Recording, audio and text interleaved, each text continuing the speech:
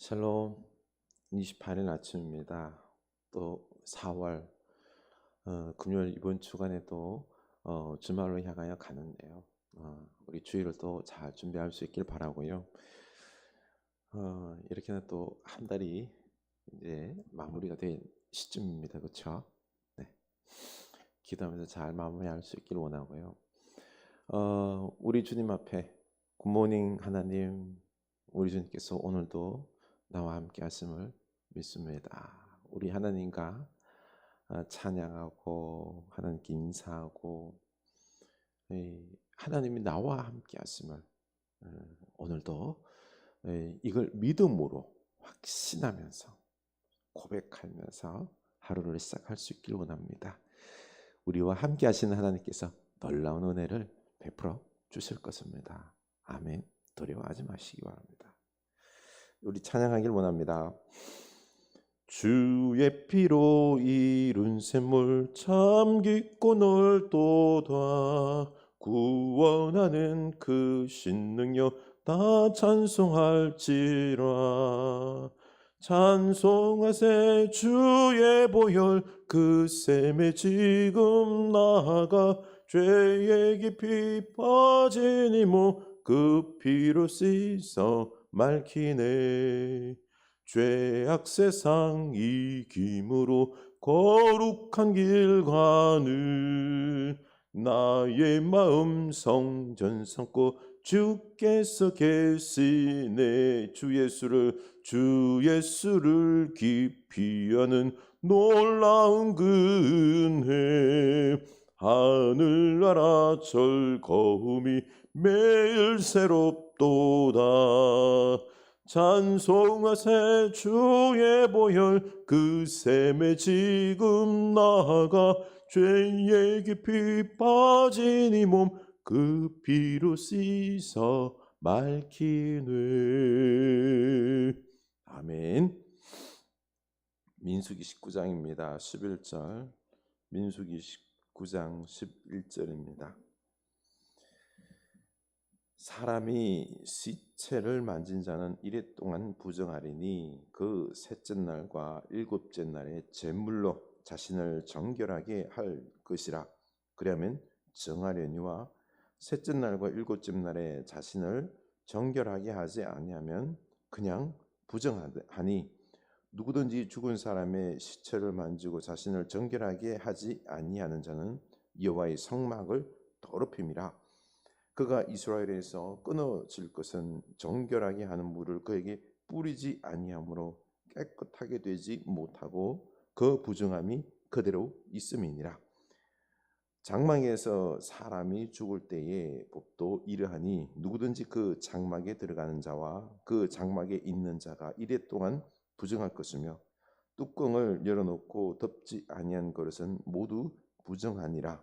누구든지 들에서 칼에 죽은 자나 시체나 사람의 뼈나 무덤을 만졌으면 이래 동안 부정하리니 그 부정한 자를 위하여 죄를 깨끗하게 하려고 불사른 재를 가져다가 흐르는 물과 함께 그릇에 담고 정결한 자가 우설초를 가져다가 그 물을 찍어 장막과 그 모든 기구와 거기 있는 사람들에게 뿌리고 또 뼈나 죽임을 당한 자나 시체나 무덤을 만진 자에게 뿌리되 그 정결한 자가 첫째 날과 일곱째 날에 그 부정한 자에게 뿌려서 일곱째 날에 그를 정결하게 할 것이며 그는 자기 옷을 빨고 몸을 씻을 것이라. 저녁이면 정결하리라. 아멘. 네. 어제 정결하게 하는 물 정결수 만드는 법에 대해서 우리가 알아봤습니다. 암송아지, 붉은 암송아지를 그 피를 성소를 향하여 뿌리고요.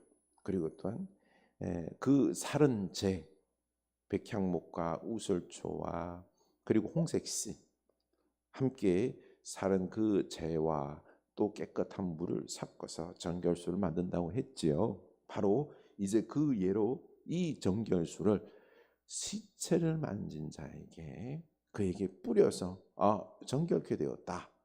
셋째 날 그리고 일곱째 날 이 시체를 만진 자에게 뿌려서 이제 너는 당신은 정결하게 되었습니다. 라고 말하면서 그를 공동체에 받아들이는 것입니다. 이 시체나 또 죽은 사체들을 만졌을 경우 그때는 부정하게 됩니다. 두 가지 의미가 있어요. 첫째는 시체나 사체는 이 병균이, 세균이 있어요. 그래서 그걸 만졌을 경우 어떻게 될까요? 그 세균이 오염이 되는 거죠. 우리에게 손이나 옷 이런데. 그래서 오염이 되어서 이게 전염이 될 경우, 그럴 경우 또 많은 사람들에게 해를 끼치게 됩니다. 그래서 당신은 부정하게 되었다. 그런 것들을 만졌기 때문에 그래서 격리를 7일 동안 격리를 시키는 것입니다. 그리고 두 번째는요. 이 죽음이라는 것은 생명의 주님인데 우리가 죄로 말미암아 그 죄의 심판의 결과가 뭐요?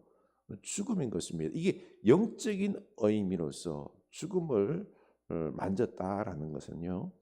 그는 생명의 주님과 함께 있어야 살아가는 우리 존재임에도 불구하고 그는 죽음을 만졌기 때문에 부정하게 되었다라는 거죠. 부정하게 되었다. 죄의 심판, 죽음에 대한 그걸 만졌기 때문에 부정하게 되었기 때문에 당신은 7일간 격리하라. 부정한 자가 되었다라는 이런 영적인 의미가 있는 것입니다. 그렇게 해서 이 7일간 격리 부정한 자가 되었다라고 해서 이걸 종교적인 의식과 이 정결 예식과 이 정결한 공동생활이 같이 연결시켰습니다. 그래서 부정함에 대해서 세균과 여러 가지 어떤 부정한 것들로 말미암아 전염병으로 말미암아 부정하게 되었을 때 그 병에 걸렸을 때 그들을 철저하게 격리시키는 그런 습관을 만든 거죠. 문화를 만든 거죠. 문둥병이라든지 아니면은 전염병에 걸렸을 경우 그렇죠. 부정한 자로 분류해서 그를 진 밖으로 내보내어서 그가 정하게 될 때까지 또 정하게 되었다는 건 자기 임의로 하는 게 아니에요. 제사장이 또 인정을 해야 돼요. 그리고 이 정결수를 뿌려야지 정결하게 되는 거죠. 그렇게 해서 종교와 철저하게 이게 같이 결합시켜서 이 사람의 정결함을 이 전염병으로부터 걸렸지만은 깨끗하게 나음받았다라는 것을 입증하는 그렇게 해서 공동생활을 할 수 있도록 이 규정을 하나님께서 만들어준 거예요. 여러분 우리는 코로나를 겪으면서 큰 이런 위생 보건의 문제 그리고 전염병의 문제가 얼마나 심각한지를 알게 되었죠. 그렇죠? 이스라엘은 60만이나 100만이 되는 사람이 함께 공동생활을 했습니다. 제일 취약한 부분이 뭐죠? 위생 보건입니다. 그들이 먹고 사는 이런 것들을 말미암아 이 보건 위생, 이 정결법이 정확하게 지켜지지 아니하면요, 온통 그 더러움 투성인 거예요. 부정한 것 투성인 거죠. 전염병에 걸려서 이들이 어떻게 살아낼 수가 없는 거예요. 60만 명이 여러분 아십니까?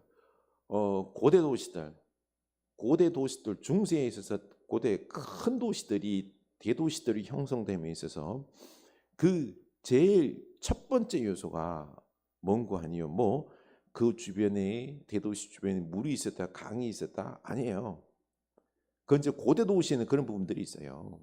뭐 문명의 발생지 보면은요, 그런 데는 이제 물이 있죠, 그렇죠? 황하강, 인더스강, 나일강 이렇게 있는데, 근데 그보다 더 큰 대도시가 되는 경우는 하수 시설, 파리나 로마 이런 부분들에 하수 시설이 되어 있었을 때 그때에 사람들이 대도시에 무리를 이루어서 살 수 있게 된 것입니다. 이것이 안 되면은요, 대도시 뭐 몇십만 명이 살 수가 없는 겁니다. 중요한 게 이거예요. 하수 시설이 안 돼 있으면요, 오염 그리고 전염병에 취약합니다. 많은 사람이 살 수가 없는 거죠.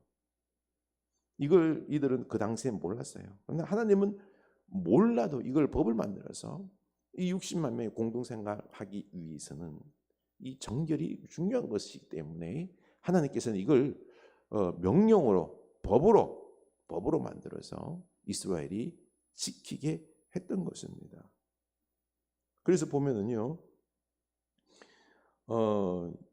지키지 아니하면 어떻게 하는 거예요? 여호와의 성소를 더럽혔다라고 말합니다. 더럽혔다. 이거는 여호와의 성소를 더럽히는 것처럼 아주 중요한 문제다라는 거죠. 그래서 이 정결 예식을 꼭 지키라는 거예요. 그냥 얼렁뚱땅 넘어가는 부분이 아니라는 거죠. 그리고 이 옷을 빨으라 그랬어요. 빨고, 그리고 또한 이 사람은요, 다른 사람과 접촉하지 말라. 접촉하면은 접촉한 그것까지, 접촉한 사람도 부정하게 된다라는 것입니다. 그러니 전염이 되지 아니하도록 이 접촉하지 말라 것을 명령에 넣은 거죠. 참 지금 우리의 이 시선으로, 이 코로나 팬데믹을 겪은 우리들의 시선으로 바라볼 때 하나님께서 말씀해 놓은, 명령해 놓은 이 법은요, 코로나 위생, 전염을 막는 너무나도 귀중한 매뉴얼이에요. 귀중한 매뉴얼이에요. 우리 옛날에는 뭐 그냥 뭐가 이렇게 복잡해라고 이렇게 읽어버렸는데요. 아니에요. 그들이 공동생활하기 위해서는 이 법을 꼭 지켰어야 돼요. 그래야 살아남을 수 있는 거죠. 우리 놀라운 하나님 아닙니까? 우리가 하나님께서 우리에게 명령하신 이 하나님의 말씀들이죠. 우리가 그 말씀을 꼭 지켜야 됩니다. 그 말씀이 생명의 말씀이에요. 구원의 말씀이 뿐만 아니라 우리 영혼의 구원의 뿐만 아니라 우리의 생명과 우리의 건강과 이 땅이 우리가 공동 이 사회생활에 나가는 데 있어서 참으로 복된 그 귀한 삶을 살기 위해서는, 천국을 누리기 위해서는요, 하나님 말씀을 우리가 순종해야 되는 거예요. 그런데 우리는 죄인이기 때문에 우리 너무나 욕심이어서 진리의 말씀을 따르고 사랑하면서 살아가는 것, 이것이 너무 힘들어 보여요. 그렇죠? 우리는 뭐 돈만 있고 잘 살면 이게 참 내가 이 세상에 멋지게 사는 것이고 성공한 삶이고 그렇게 살아야지라고 이렇게 머릿속에 이걸 목적으로 두고 살아가고 있는데 아니에요. 그렇기 때문에 오늘날 세상이요, 얼마나 고통스러운지 몰라요. 뭐 우리 요즘 지금 주가 조작으로 인하여서 얼마나 많은 사람이 고통당하고 있습니까? 떠들썩하지 않습니까? 이렇게 우리는 지금 돈의 노예가 되어서요, 돈 하면서 주가 조작과 수단과 방법을 가리지 않고 얼마나 많은 사람들이 고통으로 내몰고 있습니까? 전세 사기, 이런 부분들, 그걸 당한 사람들은 너무 고통스러워서 목숨을 끊고 하는 이런 얼마나 안타까운 부분들이 있습니까? 이러면 안 되는 거예요. 공동생활, 우리가 함께 살아가는 데 있어서는요, 우리가 지금 삶의 어려운 지경을 걸어감에 있어서 중요한 부분은 뭐죠? 하나님 말씀대로 살아가는 거예요. 진리 말씀대로 살아가는 겁니다. 살아가면서 이 진리 말씀을 따라가면서 정의를 지키며 살아가는 게, 이게 진짜로 우리 사회를 살리는 길입니다. 오늘날 우리 젊은이들의 어떤 출산 부분과 이런 많은 부분들이 뭐 때문에 그러죠? 삶의 희망이 없기 때문에 출산과 이런 모든 부분들에 대해서 결혼 기피하는 겁니다. 그들에게 미래에 대한 어떤 소망을 주고요, 우리가 귀한 가정을 꾸리고 자녀를 낳고 그 기쁨을 맛보게 하기 위해서는 다른 게 아니에요. 우리가 믿음으로, 말씀으로 미래에 대한 소망을 보여줘야 된다는 것입니다. 참 잘 사는, 물질이 풍요로운 이 세상 속에서 미래가 안 담아니 이런 안타까운 사회 현상들이, 너무나 고통의 현상들이 자꾸 빚어지지 않습니까? 우리 믿음의 사람들이 깨어나야 됩니다. 우리 하나님 말씀대로 살아가는 것이 우리부터 먼저, 남이 아니에요. 우리 믿음의 사람들부터 이 하나님 말씀, 생명의 말씀, 구원의 말씀, 능력의 말씀, 아름다운 하나님의 나라의 말씀을 우리가 꼭 생명처럼 여기고 지키며 살아가는 여러분들 수 있기를 축원합니다. 하나님 아버지, 부정한 것을 만진 자, 세균에 감염된 자, 바이러스에 감염된 자가 이 공동생활 속에서 그 전염을, 균을 옮기지 않고 함께 살아가기 위해서 우리는 몰랐지만, 그 당시에는 몰랐지만은 하나님의 깊은 뜻, 공동생활을 위하여 격리와 더불어 보건위생에 이런 법을 하나님께서 주셨습니다. 그래서 그들이 공동생활 40년을 할 수 있었던 것입니다. 하나님 감사합니다. 우리 하나님은 생명의 하나님이요, 지혜 하나님의 능력의 하나님이요, 우리가 생각지도 못한 것들에 대한 모든 것을 다 아시고 우리를 살리기 위한 놀라운 축복의 삶으로 이어지게 하기 위하여 이 말씀을 주셨습니다. 생명의 법을 주셨습니다. 우리가 이 말씀을 잘 마음에 새기고 지키고 목숨처럼 여기며 살아감으로 말미암아 이 땅에 하나님의 나라를 이루며 살게 하옵소서. 예수님 이름으로 기도합니다. 아멘.